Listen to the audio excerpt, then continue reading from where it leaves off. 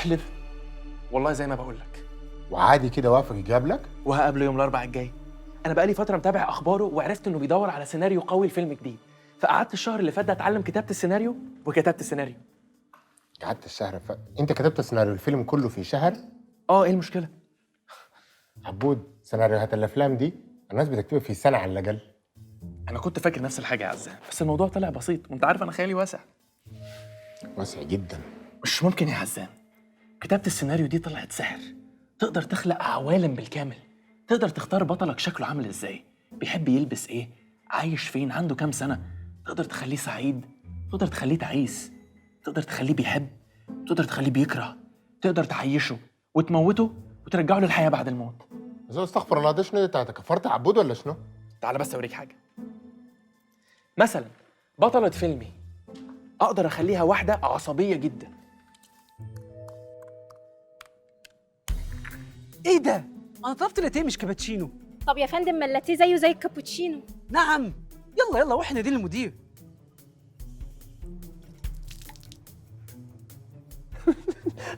طب بس اقدر اخليها واحده مطلقه ودايره بعيالها في المحاكم.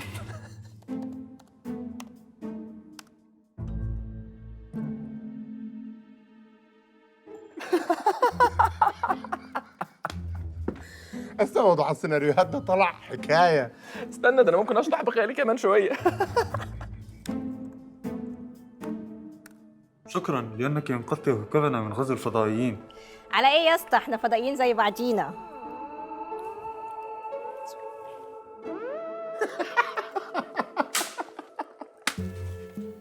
صدق وتؤمن بالله، انت اسوأ كاتب سيناريو انا شفته في حياتي. اعوذ بالله من الشيطان الرجيم.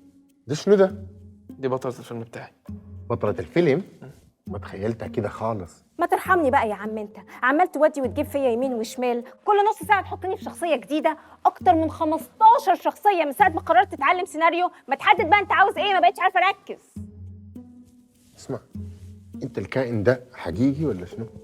انا مش حقيقيه، انا في خياله بس. امال انا شايفك كيف يعني؟ يا عبود والنبي حدد شخصيه واحده بس وركز فيها، بلاش المرمطه دي. حاضر من عينيا. يعني مثلا كده اكتب لي دور رومانسي كده يكون البطل فيه كده شبه حسين فهمي، والنبي يا عبود، والنبي والنبي. طيب ان شاء الله. وعد. عيب عليكي. اسمع، انت اللي بتكتب السيناريوهات دي الشخصيات بتطلع له عادي كده؟ دي معاشه يا عزام، سيبك منها ما تاخدش في بالك. بص ده.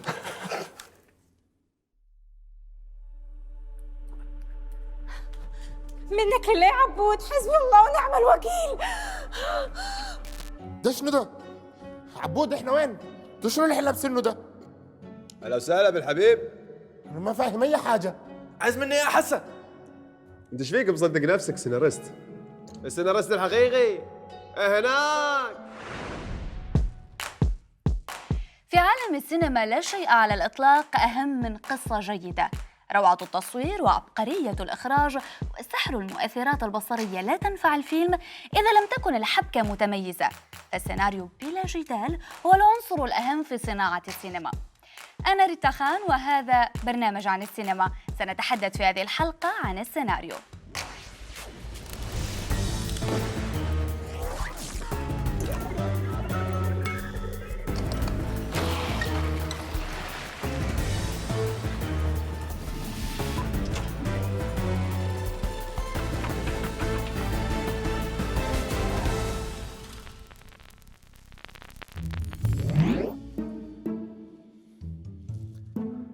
بسم الله، اتفضل احكي لي قصة الفيلم بتاعك. هو الفيلم هيبدأ في حارة شعبية في مصر بيعيش فيها طبقة فقيرة من الناس. بصوا بس هم مش كلهم فقراء بس. ستوب. أنا مش محتاج كل الديتيلز دي، عايز بس اللوج لاين. الإيه؟ اللوج لاين، قصة في سطرين. سطرين؟ أنت فاهم إيه يا ابني؟ أنا كل يوم يجيلي في مكتبي هنا عشرات الكتاب الطموحين اللي زيك عايزيني أقرأ السيناريوهات اللي هم كاتبينها. هجيب وقت منين أنا أقرأ كل الكلام ده؟ أنت شايف المكتبة اللي هناك دي؟ مليانة سيناريوهات زي السيناريو بتاعك. اتفضل بص عليها. اتفضل قوم بص.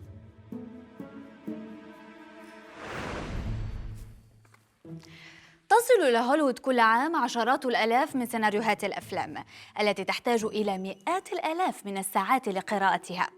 فإذا كنت كاتب سيناريو جديد وقررت أن ترسل نص فيلمك إلى شركات الإنتاج هناك، فإن احتمال أن يقرأه أحد المنتجين كاملاً يكاد يكون مستحيلاً. لهذا ابتكرت هوليوود ما يسمى باللوج لاين، وهو أن على كل كاتب أن يلخص سيناريو فيلمه المكون من حوالي 110 صفحات إلى سطرين فقط. نعم، سطران فقط. فإذا أعجب المنتج باللوج لاين سيمنح السيناريو فرصة، وإذا لم يعجب به. الفيلم بيتكلم عن بنت بيهدمها البوليس، وبتحب واحد، وحارة وثورة 19 وأصل عشان كله ده بسببك. 120 صفحة طالبوا منه يعملهم في سطرين؟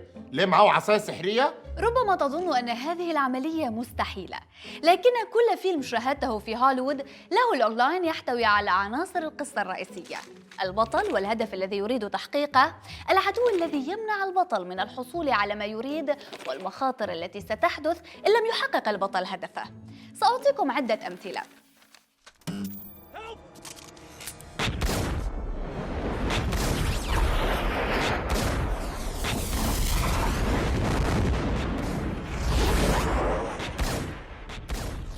لوج لاين فيلم ذا ماتريكس. هاكر يكتشف من خلال مجموعة متمردين مجهولين أنه يعيش في عالم من الواقع الافتراضي، وأن له دورا كبيرا في الحرب ضد الآلات.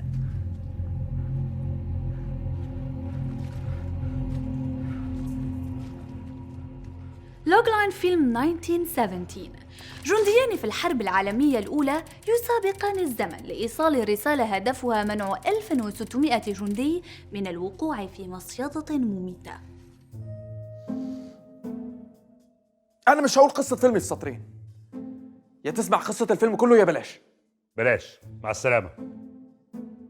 يعني إيه مع السلامة؟ أنا بقالي شهرين بحاول أقابلك. هتسمع قصة الفيلم كلها، يعني هتسمع قصة الفيلم. اللوج لاين هو DNA الخاص بأي فيلم، فهو يحكي القصة في أبسط صورها، ويساعد المنتج على تخيل الفكرة، كما يجعل كاتب السيناريو يركز على القصة الرئيسية دون الخوض في تفاصيل فرعية لا أهمية لها. والحقيقة أنك إن لم تستطع كتابة لوج لاين لسيناريو فيلمك، فهذا يعني أنك لا تدري عن أي شيء تدور قصتك، لا تعرف ما هي دوافع بطلك الأساسية، ولا كيف تعطيه نهاية تليق بشخصيته، وعليك إذن أن تراجع ما كتبت.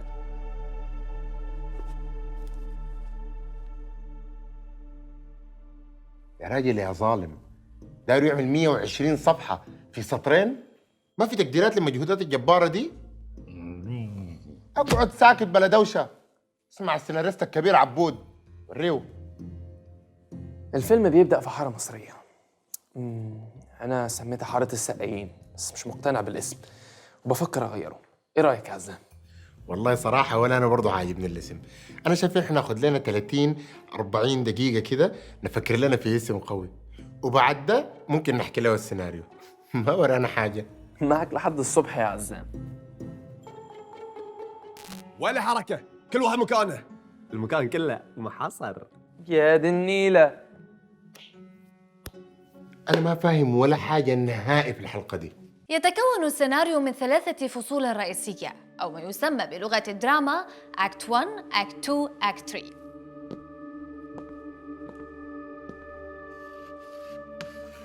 إذا كنا نتحدث عن فيلم مدته 2 ساعة، فإن زمن الفصل الأول نصف ساعة، والفصل الثاني ساعة، والفصل الثالث نصف ساعة تقريباً. في الفصل الأول يتعرف المشاهد إلى عالم الفيلم من حيث الزمان والمكان والقواعد التي تحكمه، كما يتعرف إلى البطل وهدفه والعدو الذي يمنعه من الوصول لهذا الهدف. في الفصل الأول من The Matrix يتكشف لنا عالم الفيلم تدريجياً ونعرف قواعده الخاصة. فالبطل هو نيو، هاكر يشعر أن هناك خطأ ما في العالم الذي يعيش فيه ولا يحب الالتزام بالقواعد. You have a problem with authority, Mr. Anderson. You believe that you are special, that somehow the rules do not apply to you. Obviously, you are mistaken. تلاحقه مجموعة متمردين ذوي قدرات خاصة بزعامة شخص يدعى مورفيس، ويمكنهم الانتقال بين عالمين عن طريق كابينة هاتف. ويطارده بعض مسؤولي الأمن الذين يملكون إمكانيات خارقة أيضاً. وندرك كذلك أن هناك شيئاً يسمى الماتريكس أو المصفوفة. You know the question, just as I did. What is the Matrix? The answer is out there, Neo. اصحى يا استاذ اصحى. في ايه؟ انا ما غفلتش من ساعة الحادثة. وفي فيلم ضد الحكومة لأحمد زكي نكتشف طبيعة حياة البطل، محامي التعويضات الفاسد السكير الذي يترافع عن المجرمين.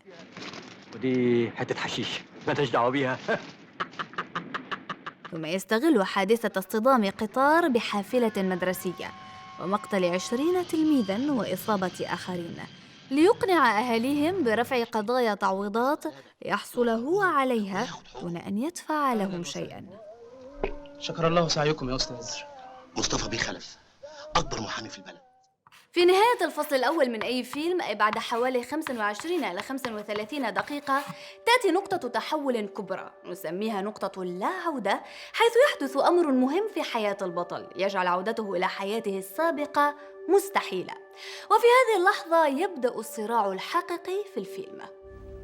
في فيلم The Matrix تكون نقطة تحول هي تناول نيو للحبة الحمراء التي ستجعله يغادر المصفوفة إلى العالم الواقعي، ويصبح من المستحيل عليه العودة إلى حياته السابقة.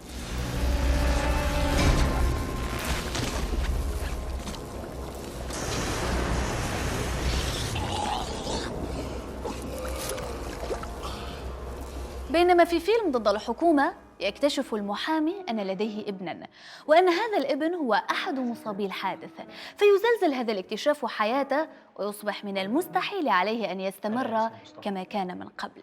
سيف تاريخ ميلاده المثبت في شهادة الميلاد 27/7/1977، واحنا سايبين بعض في 13/1/1977. يعني انت خلفتيه بعد 6 أشهر و14 يوم من طلاقنا. ولو انت فاكره انك قلتي لي قبل ما نتطلق انك اجهضت نفسك عشان ما فيش حاجه تربطك بيا، صح يا مدام؟ كل ده كلام فاضي. غالباً ما يكون هناك هدف خارجي للبطل كالفوز بجائزة ما، ولديه احتياج داخلي كالشعور بتقدير الذات لن يتحقق إلا بالفوز بتلك الجائزة. وطوال الفصل الثاني من الفيلم نرى محاولات مستمرة من البطل للفوز بالأمرين، ينجح بعضها ويفشل البعض الآخر.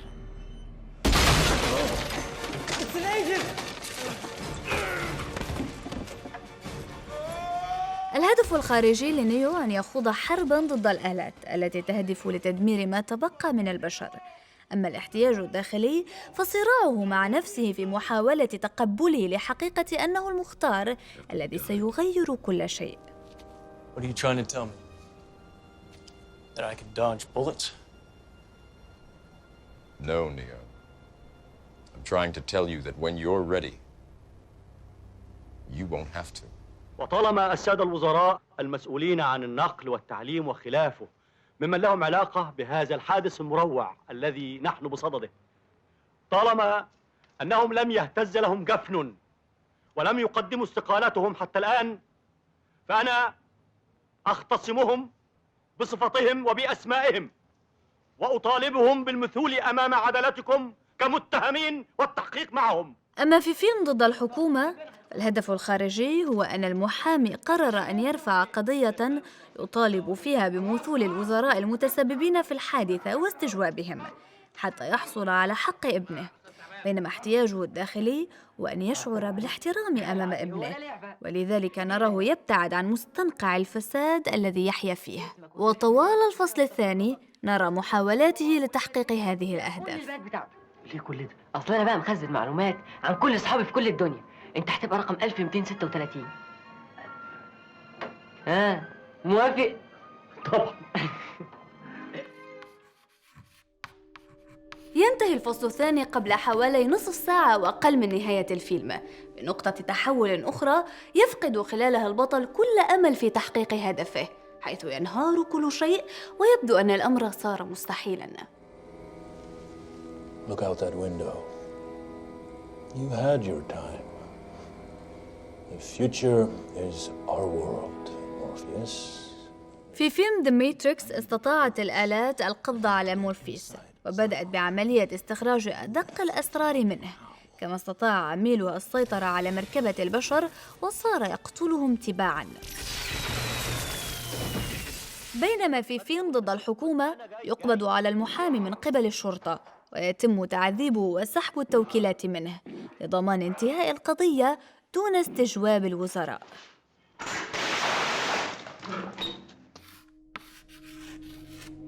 في الفصل الأخير تنطلق المواجهة الأخيرة بين البطل وعدوه، وفيها يجتمع الهدف الخارجي الذي يريد البطل تحقيقه مع الاحتياج الداخلي الذي يسعى إليه.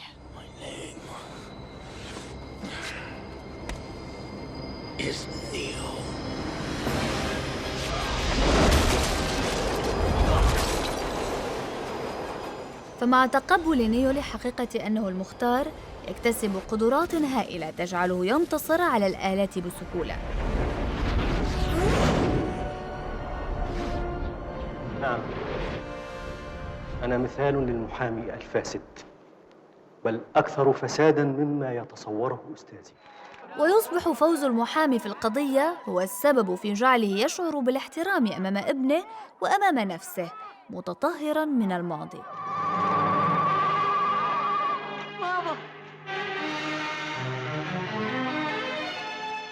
هذه الطريقة التي تسرد بها غالبية الأفلام، 3 فصول، نقاط تحول رئيسية، هدف خارجي للبطل واحتياج داخلي. اختر أي فيلم وحاول أن تطبق عليه هذه القواعد وشاهد النتيجة. اللوج لاين بتاع فيلم انترستيلر. فريق من رواد الفضاء بيسافروا عبر الثقوب الدودية عشان ينقذوا البشرية قبل فناء كوكب الأرض. لا انت كاتب عرض. عبود اسمع، خليني اسالك سؤال بالله، ده شنو اللي احنا لابسينه ليه اصلا؟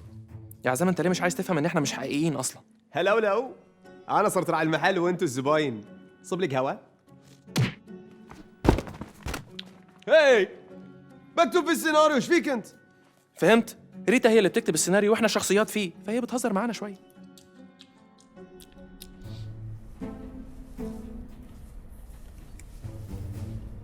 ريتا، عندي طلب. ممكن تحذفي المشهد اللي فات مع المنتج عشان الدنيا باظت خالص. بس أنا شايف إنه المشهد قوي وفي عناصر مهمة. معلش احذفيه واديني فرصه تانية اقدم عليه السكريبت بتاعي. انا درسته وعملت لوج لاين لفيلمي. عبود انت بتعرف إنه هذا الشيء ما في منه فايدة. بس انا من حقي ان انا اجرب على الاقل. انت مسير مش مخير. عارف، بس اديني فرصه ارجوكي. اوكي مثل ما بدك. ويا ريت ترجعي لي الفيديو ستور بتاعي. انا كنت البياع في الفيديو ستور من اول برنامج وفي قوانين لازم نحترمها. ويا ريت حسن يبطل يطب عليا في كل المشاهد.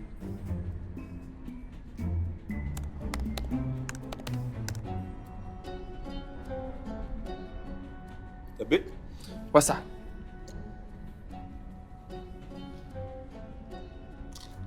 ايش فيه؟ ما في شيء. عبود سيناريو أي فيلم مكون من فصول، وكل فصل مكون من عدة مشاهد، وكل مشهد يدور في زمان ومكان معينين. في كل مشهد يجب أن تتغير مشاعر البطل من النقيض إلى النقيض. فإذا بدأ المشهد بمشاعر إيجابية كالتفاؤل والإصرار والعزيمة، يجب أن يعاني في النهاية من مشاعر سلبية، لأن هذا التغير هو ما يخلق ديناميكية المشهد بشكل يجذب انتباه الجمهور. دعونا نتابع هذه المشاهد المختلفة ونرى تطبيقاً عملياً سريعاً. في هذا المشهد من فيلم كاستاوي، وبعد أن علق بطل الفيلم توم هانكس في جزيرة معزولة، يجد ضوء سفينة بعيدة. إذن في بداية المشهد هدف البطل هو الوصول للسفينة، ومشاعره هي الأمل والإصرار.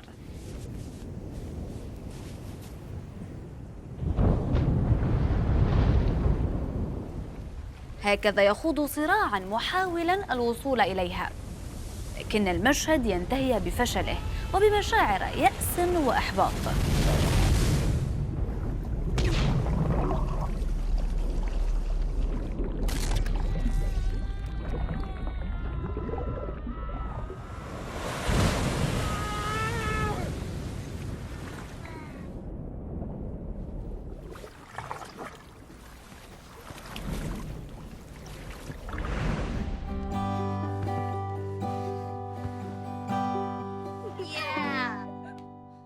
دعونا نجرب مشهداً آخر من فيلم روم، حيث يبدأ بمشاعر إيجابية بين الأم وابنها وهما يصنعان كعكة عيد ميلاده. الأم المحتجزة مع ابنها في هذه الغرفة لأكثر من 5 سنوات تريد منح ابنها السعادة قدر المستطاع، لكن اللحظات الإيجابية تنتهي بمشاعر سلبية عندما يتشاجران بسبب عدم وجود شموع. Why don't we try your cake? No! Jack, let's try a bite of it. I said no! السيناريو المحكم هو الذي تتغير فيه مشاعر الأبطال دائماً خلال المشهد، أما السيناريو الضعيف فهو الذي يحتفظ أبطاله بنفس المشاعر. لهذا لا يمكن أن أكتب لعبود مشهداً سطحياً دون تحول في المشاعر، فهو يريد أن يعجب المنتج بالسيناريو الذي كتبه، لكنني للأسف لا أستطيع أن أمنحه ذلك. لابد من تحولات عنيفة طوال المشهد.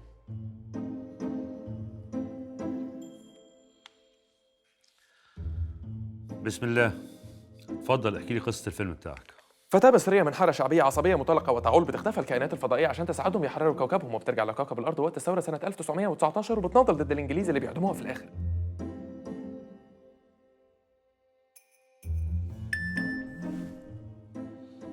طب أستاذ عبود معلش أنا شرفت بلقائك، بس أنا مضطر أمشي حالا عشان جالي ظرف طارئ. طيب مش هتقرأ؟ والله ما هينفع بجد، أنا مشغول جدا جدا جدا. يعني هو ما طلع. اتفضل اتفضل اتفضل حضرتك اتفضل.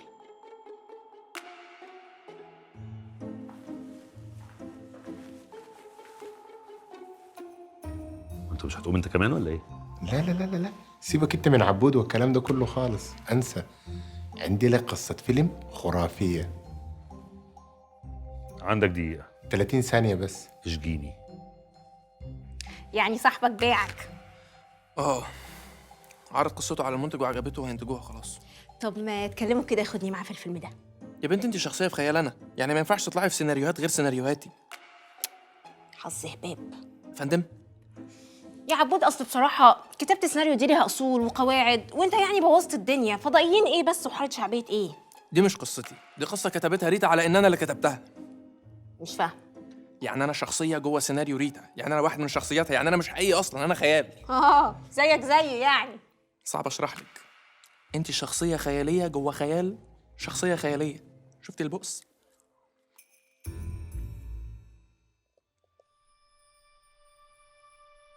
نحن ممتنون لخيال كتاب السيناريو، فقد خلقوا لنا عوالم جميلة ربما لم نكن لنسمع عنها أبداً. بفضلهم شاهدنا معارك في الفضاء البعيد ومطاردات بين مجرمي عصابات، وسمعنا أجمل العبارات الرومانسية، ورأينا كيف ينقذ الأبطال الخارقون العالم كل مرة من الدمار. الخيال فوق كل شيء، فلولاه لما كان هناك قصة جيدة، ولولا القصة الجيدة لما كان هناك سينما. أنا ريتا خان، وهذا برنامج عن السينما. إلى اللقاء.